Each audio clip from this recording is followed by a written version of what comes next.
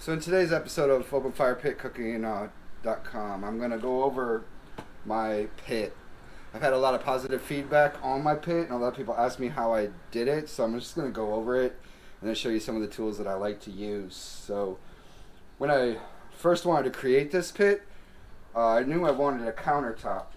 So I had a contractor come in and give me an estimate of to put in a countertop that I could put brick on, and he wanted like $2,000 or something crazy. So I'm like, you know what?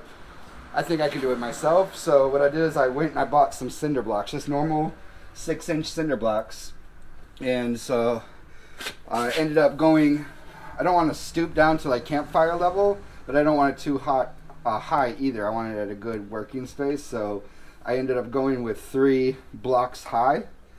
So these are just normal 6-inch wide cinder blocks. And then I rebar anchored them into my concrete driveway and then filled them up with concrete. And then I was trying to figure out what am I going to use for the countertops. So after a lot of looking, I found these concrete planks. So that's all it is concrete lumber. And these just happen to be 1.5 meters wide. And one of them broke, someone stood on them, so that's what the cross section looks like. So I don't know if these are available wherever you are, but it's probably a foot wide by 1.5 inches thick is all that is. So I got 1, 2, 3, 4 of those sitting on the cinder blocks, and then I concreted them in on top of the cinder block. So I just spaced out my cinder blocks to where each end will support one of the ends of this plank, and then I put one in the middle for support. So that's all it is. So this whole counter is 3 meters long, and there's 1, 2, 3, 4, 5 uprights made out of 3 cinder blocks. So I got that done, and then I wanted to put brick on top of it so that I could just cook fire on top of it. So I went and researched a lot of like fire brick versus regular brick, and I'm like, you know what, fire brick just costs too much, so let me just pick up the cheap bricks. So that's all I did, is I picked up cheap bricks. I covered my countertop with sand, and then I leveled the bricks out the best I could, and then I put mortar in between all the bricks to try to seal the holes.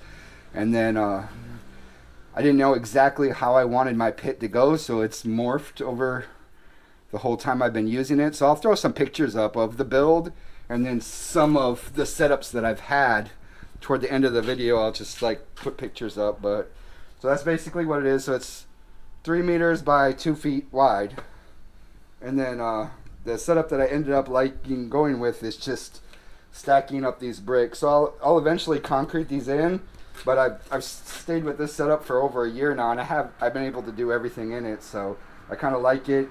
It's like a raised fireplace, kind of like back when America was new, people always cooked in fireplaces. So then I just got this log. It's just a log stand for fireplaces. I got that off of Amazon for I think like $12. So that's what that is. And then these, I get a lot of feedback on these too. So these are cast iron charbroiler grates. I know they're really expensive. They're probably like $100 each, but they're professional grade. I was lucky and was able to reclaim these off of a charbroiler that a restaurant was throwing away. So I got a few of those, and I like them so much. If you look at the back, there's like a little place where they can catch it, and then the front's just open. So I had a stand made. So I knew I wanted the stand to be just as high as a brick is, so that I could put bricks under it if I wanted to. So like I can close it up and kind of block heat in, radiate if I want to cook that way. So I had this made out of black iron, and then I had it made where it just slaps over, and then the back is angle iron, so I can lock the grill grates into it and they don't move around. So I like it a lot.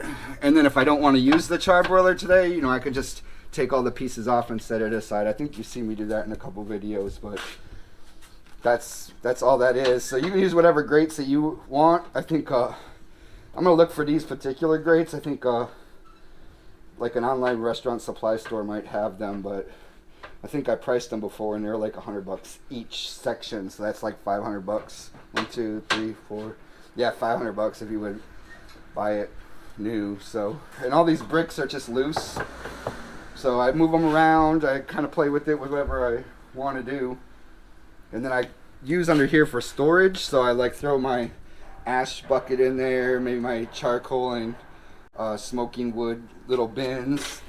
And then I have a huge wok. So I found this turkey fire base that I like to set my wok on. So that's what those LP tanks are there. So I can just pull it out. Cooking it over to firewood just costs so much in Okinawa that I figured gas is cheaper. So I don't really use it that much, but if I'm doing a stir fry for like a big event or something, I might break that out. And this here is my big pit smoker. I kind of did this like a fireplace style too. I've only used it twice, and both times were for Thanksgiving. But it cooks a lot of food. So these are all removable. So you can stock the wood and then come back, and if you still want air to get to it, you can leave it open like that. If it's getting too much air, you can just slowly close it up. And then the first 3 tiers of this is also concreted in, and then the top tier is loose. So I can put another tier if I wanted to do like a whole hog or something. And then the cover of this, I kind of went off of like a Japanese cast iron pan idea. They had the wooden tops. So I figured if once I get this hot, so I'd throw a bunch of wood in there, and it takes about 3 hours for this whole thing to get hot on the outside. And then after it's hot and all the coals are burned down, it cooks, it retains heat for a very long time. So, I mean, I've even had potatoes cooking for 24 hours in here. So, it's good for slow smoking, and then you can do your coals over there and then keep adding coals to it as needed. But I put handles on this so like 2 people can lift it if they want to, or I could just open it up. And then this grate I had to order because I wanted black iron. I didn't want anything galvanized or nothing, so I ordered a big sheet of black iron. I think it costed me $90, but this is that expanded metal that they put in concrete. So I just got a big sheet of it, the thickest that I could find, and then I put it in there. And as soon as I put it in there, I got pig fat. I guess I ordered 10 kilos of pig fat, and I just threw it all in there and let it all burn down, and I seasoned it. But these are all removable, and as you can see, that grate's just sitting on there. So if I want to go higher, I can go higher with these. I can add another tier, or I could set up another one. I could have random bricks and take this somewhere and set it up and just take the grate and everything with me, and I can have a mobile pit. So I like this. It cooks a lot. I think I've done like 3 butts and ribs, and I've done all my vegetables. It's so much room in here to do whatever you want. So, but like I say, wood is super expensive over here in Okinawa. So I think I've only fired it up twice to cook on, and that was for Thanksgiving. But I did my whole Thanksgiving dinner in here. I did the cornbread, everything in here. So that was pretty fun. And as you see, this is caught on fire a couple times, so like I try to hose down the top and just keep it moist, and then that also drips down on the coals and keeps the flames from coming up. But so far I haven't burnt the house down yet. So, but that's pretty much the setup of the cooking area. I'm thinking about later putting in a pizza oven or something in the corner over here, something that I could like cook bread in or something, but I haven't figured out quite what I'm gonna do with that. And then as far as tools go, this is basically all the stuff that I use. So I have a little shovel so that I can just move the coals from here over here if I need to.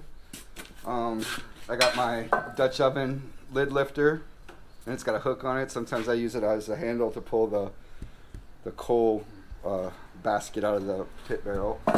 And then I got this wire brush. This is a regular painter's wire brush, so it's got the metal scraper so I can scrape down in there, and then I can brush it off, and they have long bristles, so I like that. That was like $1 or something.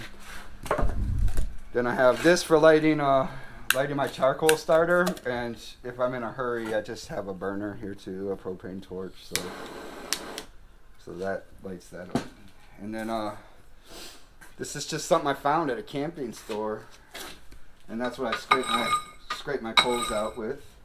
Works out pretty good. Then I got some long tongs, some short tongs to move coals around if I need to.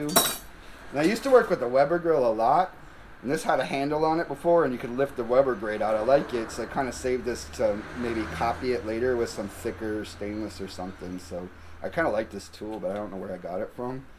But eventually I want to copy it.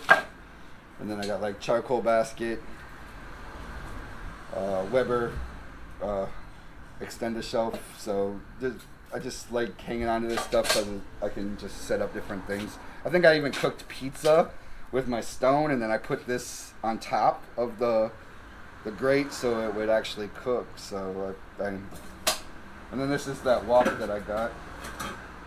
This is a 24-inch wok that I put on that thing. So this does big stir fries, which I like a lot. And this is actually like a little tandoor oven that I made out of flower pots. So it's just a bunch of flower pots. So I just cut the bottom out of this one. Got another one. I think this is the base for water, and I just drilled a hole in it for a lid. And then I got the other pot. And I just took another one of those things and drilled a bunch of holes in it. So, and I put some little terracotta pieces down in there to hold it. So this worked out great. I think we cooked kebabs and the naan bread in here before, so I think I might do a larger one of these later on. But so that's basically the setup that I got out here. If you guys, your feedback's very appreciated, and I enjoy all the compliments. But if that's what you want to do, I think I was looking. Okinawa rusts a lot. Like every time you buy a grill, you have to season the grill itself so it doesn't rust away in a year or two. So I was looking at some of these higher end thick gauge smokers, and I'm like, you know what, these things are like $800. So I think that these planks cost me like $30 each. So that's what 1, 2, 3, 4, 5, 6 times 3 is what, $180 for that. And then each one of these bricks cost me like 95 cents. And same with the bricks. I think I got this whole thing done for less than $400. So and then the sheet of black metal. So probably about $500. I did this whole setup. But a lot of these tools I just find, like I think this is $1 something because it was already rusting in the camping store. I mean, all this stuff is really, really inexpensive. So, and then I love these gloves. These thick. When I remember to wear them, but they save your hands, save you from burning. So I like a really thick leather glove for moving my stuff around. But that's basically what I use. So thank you for stopping in. Give me some feedback. Tell me if you like this or you tried it or you're gonna set one up. I'm gonna put pictures of me and the girls building this in the video, and then I'll try to find a link for these grates. Like me, if this is your first time bumping into me, make sure you subscribe. I just love cooking outdoors. It's one of my favorite things to do. Growing up, my granddad cooked outside a lot, and we just the time sitting out there listening to his stories and everything was just amazing. So that's where I got the bug from. So thank you for stopping in. Hope to see you again soon.